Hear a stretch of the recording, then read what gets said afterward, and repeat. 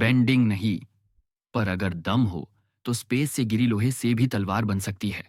और आज सौका बनाएगा ना सिर्फ तलवार, बल्कि अपनी नई पहचान। जंगल का शांत माहौल, एंग मेडिटेशन कर रहा है, कटारा और टॉप अपनी बेंडिंग इंप्रूव कर रही हैं। और सोका भाई एक कोने में बैठा सोच रहा है, मेरे पास बेंडिंग नहीं तो मैं इस टीम में आखिर करता क्या हूं। वो थोड़ा सैड और यूजलेस फील करता है। कटारा उसे समझाती है कि वो टीम का दिमाग है, लेकिन अंदर से सौका की लड़ाई खुद से चल रही होती है। फायर नेशन के एक शहर में टीम रुकती है। वहीं सौका की नजर जाती है एक ग्रैंड डोजो पर, जहां फायर नेशन के एलीट तलवारबाज ट्रेन होते हैं। वो सुनता है मास्टर पियंदाओ का नाम, फायर नेशन का ग्रेटेस्ट सोर्ड मास्टर। सौका डिसीजन लेता है, अब बेंडिंग नहीं है तो क्या, दिमाग और स्टील की ताकत से खुद को साबित करूंगा। वो मास्टर के पास जाता है और थोड़ी झूठी पहचान के साथ ट्रेनिंग की मांग करता है। पियंदा उसे रिजेक्ट नहीं करता, बल्कि ट्रेन करता है अपने तरीके से। पर तलवार सीधा हाथ में नहीं दी जाती। पहले आता है पोएट्री, कैलीग्राफी, रॉक गार्डनिंग और पेंटिंग। सौका परेशान होता है, भाई मैं योद्धा बनना चाहता हूं या आर्टिस्ट।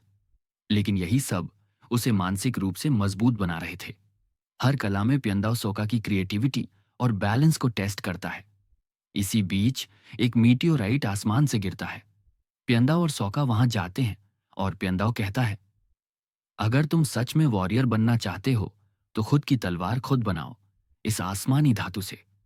और फिर सोका खुद फौज करता है अपनी ब्लैक स्पेस स्वॉर्ड। हर हथौड़ी की चोट के साथ वो अपनी इनसिक्योरिटी, सेल्फ डाउट और डर को पीछे छोड़ता है। अब उसके हाथ में है एक ऐसी तलवार जो किसी भी बेंडिंग के बिना भी पावरफुल है।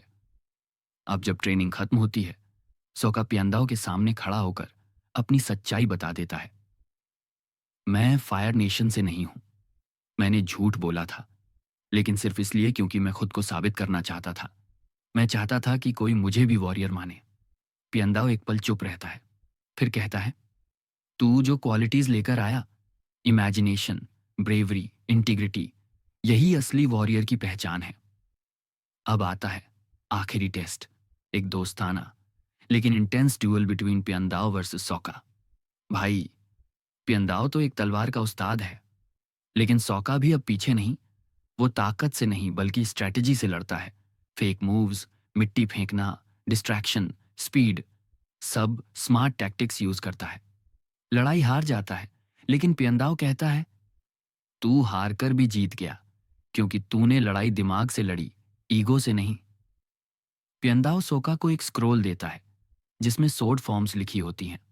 साथ में देता है एक व्हाइट लोटस का सिंबल, जो बाद में एवाटार की कहानी में बहुत बड़ा रोल प्ले करेगा। सोका अब टीम में लौटता है, हाथ में उसकी ब्लैक स्पेस स्वॉर्ड और चाल में वॉरियर की अदा। कटारा, टॉफ और एंग सब रिस्पेक्ट देते हैं, क्योंकि अब सोका सिर्फ फनी गाय नहीं, टीम अवतार का स्मार्ट सोर्ड मास्टर है। तो देखा भाई, तालीम सिर्फ बेंडिंग की नहीं होती, कभी कभी तलवार भी एक रास्ता होती है खुद को डिस्कवर करने का। अगर तुम्हाइन भी लगा कि सोका सच में लेजेंड है, तो लाइक ठोको स्वॉर्ड वाली स्पीड से। सब्सक्राइब कर दो, क्योंकि अगला एपिसोड द बीच आग है। और कमेंट में बताओ, क्या तुम भी खुद को एक नई पहचान देना चाहते हो?